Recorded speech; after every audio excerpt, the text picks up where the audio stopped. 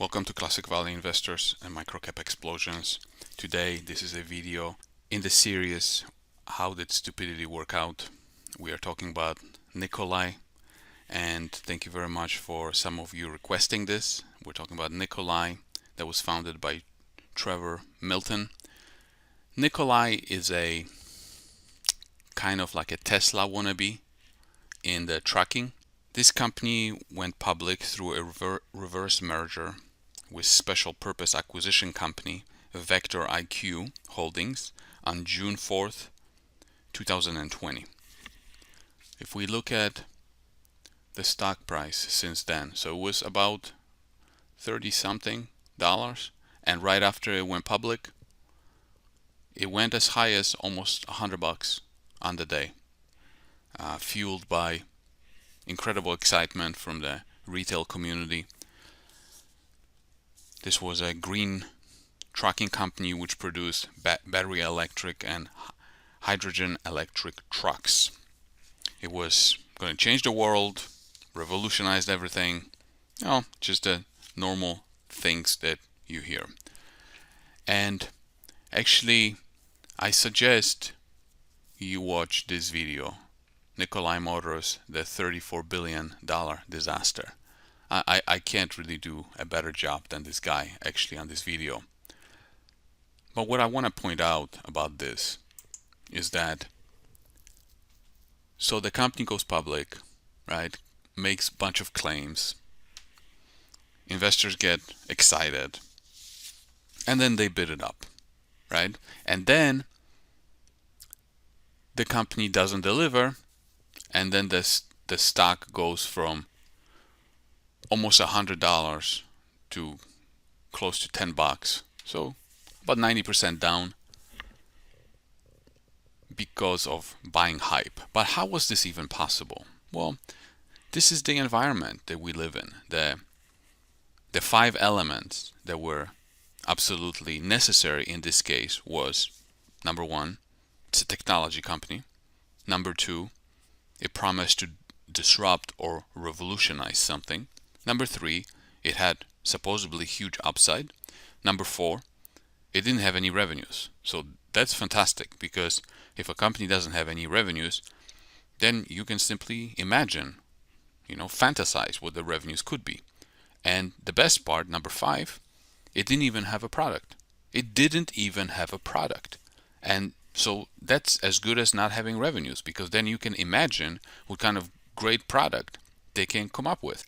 At one point, the market cap was 34 billion, and this was larger than Ford and Fiat Chrysler. And imagine this, Ford and Fiat, they actually make product, they sell products, but that's not exciting. That's not exciting enough. It's more exciting to have huge upside, no revenue, and no product. And, so I think that Trevor, who is this guy here, he simply capitalized on people's stupidity, and he properly used the words technology, disruption, changing the world to excite people. And you know what? I actually give Kathy Wood from ARK credit here, because she right away saw that Nikola wasn't even close or anything close to Tesla. So listen to what she had to say. But the question here is, can it take on Tesla's Cybertruck? Let's bring in Kathy Wood, CEO and CIO at ARK Invest. Kathy, great to have you with us. Thank you, Melissa. Very happy to be here. Your firm sounds very skeptical based on the research reports I've read about Nikola. And I'm wondering, in your view, what is different from Nikola today versus Tesla when it IPO'd 10 years ago and it only had a roadster in Times Square? Sure. Well, I think the biggest difference is the right technology. We did a white sheet of paper research at the beginning of ARK, and just mapped out what an electric vehicle cost decline would look like versus a hydrogen. And as we were doing that research, we realized the infrastructure alone for hydrogen fueling stations is going to be 5 to 10 times as expensive as the infrastructure for electric. And then from the consumer's point of view, it is going to cost roughly 3 times as much. So this is a 700,000 mile truck lease. And if you tally up the cost to the trucker for the hydrogen, it will be 3 times as much as the cost would be for electricity. So the technology is what Tesla got right. Is there no economy of scale once that infrastructure is put in place down the line? Because what's different about Nikola also is that they're selling basically a bundle where you have the truck and they're also selling the fuel at the same time. So if they can get that cost of the fuel down, the hydrogen down, that's just money that they capture.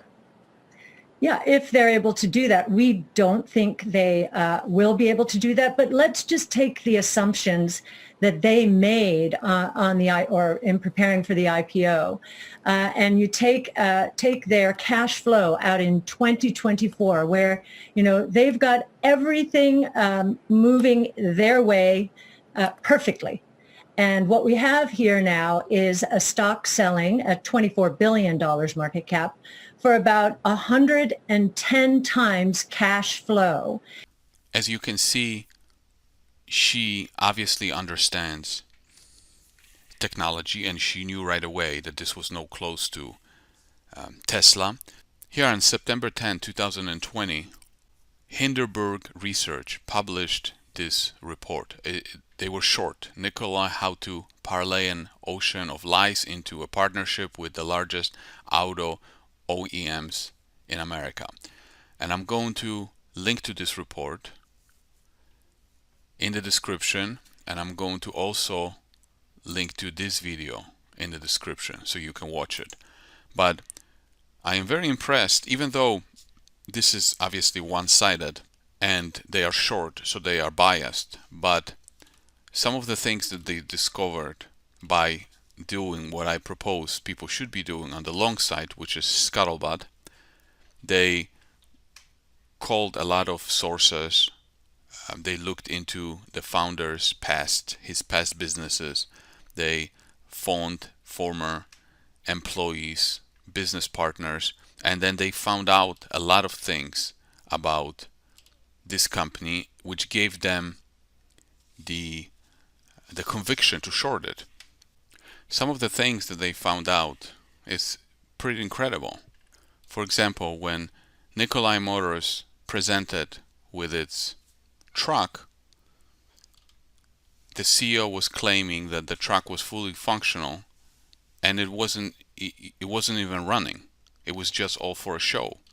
They just simply put certain things, labels, on the vehicle, but the vehicle itself, it wouldn't even run. And then when they did a commercial for this vehicle, they, like this commercial here, they took this car or the truck and they put it on a downsloping road and positioned the camera in a way that it would show that this was either flat or uphill, making it look like the truck was actually powering itself. So it was a complete fraud. They actually located the road, or the part of the road where this test or this commercial was shot, and then they used their own vehicle and then they just let it roll, and they achieved the same speed and distance with their own vehicle as what was in the commercial. Throughout this entire report, they were just pointing out that the CEO was just, or not the founder, he's no longer with the company, was simply telling lie after lie after lie. And like I said before, I give credit to Kathy, who saw it very quickly, and actually there was not much hype on CNBC or the financial media. It was very quickly discovered, but this doesn't change the fact that this was just like Theranos, such a fraud, and the stock price tripled, and the people who bought on the hype with just because they like the word technology disruption, huge upside, and of course, no revenues and no product, ended up losing almost 90% of their money. You see, as an investor, revenues are very important. It's very important to invest in companies with revenues, because revenues are a proof that your product is actually satisfying the customers. And if the revenues are growing, then it's a proof that there's more and more people coming in or clients coming in and are voting with their money for the product. But if you only invest in companies that just promise revenue, promise technology, promise great products, you are not playing with probabilities on your side. It's very difficult to come up with a product that is revolutionary. And now it seems like we want to find revolutionary products every other month. And it takes time, it takes breakthroughs to find these things. And just by investing simply on promises, I just don't see how it's a very successful long-term strategy.